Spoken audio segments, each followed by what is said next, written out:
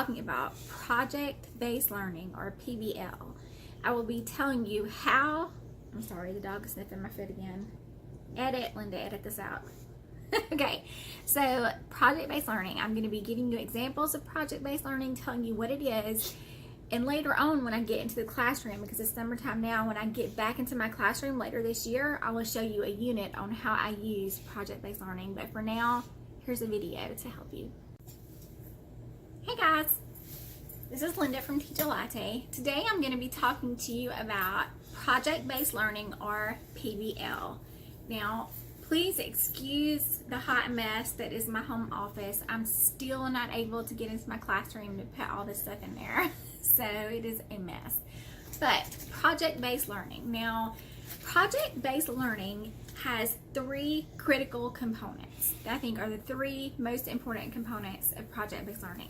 That is critical thinking, collaboration, and communication. Those are the three essential skills that are needed for project-based learning. This will help your students develop those skills during project-based learning. It will help them collaborate, think more critically. Excuse me, I'm sorry, the dog's licking my foot. And communicate with people. So you have to remember, with project-based learning, or PBL, you have to remember that you focus on work that actually matters. Focus on work that matters, and it has to have a real world connection. Now, some people get confused with project-based learning and just a project. There is a huge difference. So if I were studying about Native Americans and I did lectures, I did videos, we did all of this stuff, read books, I taught the lesson, and then at the end, I tell the kids, I give them a choice board, and I say, show me what you know about Native Americans. That is not project-based learning. That's an assessment. Now, project-based learning does include an assessment component, a grade assessment, a great formative assessment, several formative assessments that you could use. But project-based learning should not be an assessment. It is actually how the students learn the material, by actually doing something, making a connection to the real world, solving a real problem. So instead of giving that project-based learning opportunity at the end of the lesson, you would start off with that lesson. That would be the lesson. That is the unit. You could add more stuff to it later, go back, reteach, fill in the gaps, but you want for the students to take ownership of their learning. I'm sorry, my throat is so scratchy. So in project-based learning, the teacher redirects and gives hints. So the students take more control of their learning. They have more choice. So they're going to ask questions, do research, collaborate. That is very important. They have to learn to collaborate and give each other effective feedback. And then at the end of their work, they're going to actually clearly present the information. With project-based learning, they can choose how they want to present this. I mean, it could be a poster, it could be PowerPoint, or a presentation, a slideshow. It could be like a wax museum. It could, I mean, anything you can think of. Anything you can think of. Anything that they can do to show that they solved the problem. But the whole point of project-based learning is to solve a problem. So you're using critical thinking skills. So let's take an example. So a few years ago, some of my fourth graders did a PBL about reducing waste in the school. We noticed that there were many ways that our school was just, in many schools, it's every school, not just our school, but that school was, there was a lot of waste. There was a lot of things being wasted. Paper, books, I mean, all this stuff that was being wasted.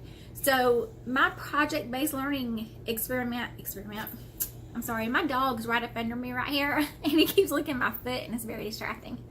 Okay, I love you too.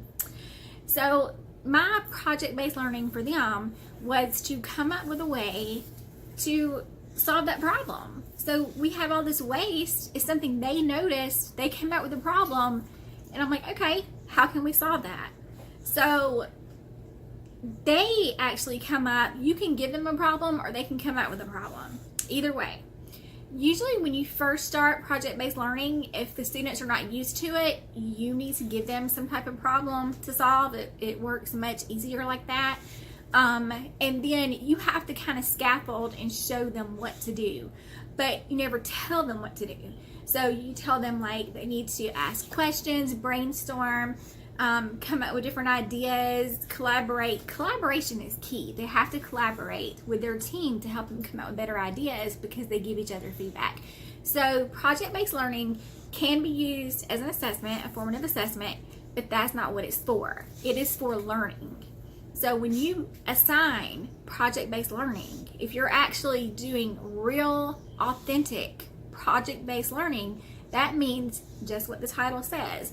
The students are learning by doing a project, and that project has a real world connection. It's something that needs to be solved, and it matters. It's something that actually matters. So just 3 things I want for you to take away from this is project-based learning involves critical thinking skills, collaboration, and communication. So what I usually do for my students is at the end of the unit, they actually get up and present however they want to do it. I mean, it depends on whatever they came up with because it's project based. So whatever their project is, whatever the media is, whatever they came up with, that's what they present to me. So it may be a presentation, it may be all kinds of things. There are things they can actually do with their hands. Like you could feed the homeless. You could, one of the ways that in another group they came up with feeding the homeless was to actually grow a garden. So having a garden, growing a garden was like an idea. Oh, we could grow food and maybe we could use that food to help feed the homeless. So there are many different things you could do, many ideas. Kids will come up with so many ideas, and as their teacher, you just redirect them. So you let them know which way to go, but they decide how to get there. So you let them know what problem to solve. They come up with how they solve it all on their own. And there are no right or wrong answers. So when you are doing this, it's for the students to learn, and then you can use it as an assessment. So you can think about, did they use critical thinking? Did they collaborate? Did they need to work on communication skills, public speaking? Did they learn the content and material? Because you can't just always lecture or expect students to actually memorize all this information. They need to be doing something with their hands to make it memorable. I should edit that out, but I probably won't. They need to be doing something that matters to make it memorable to them. So, project-based learning is fun. It is awesome if you do it the right way. Thank you so much for watching. Don't forget to like, share, and subscribe. And don't forget to teach a latte.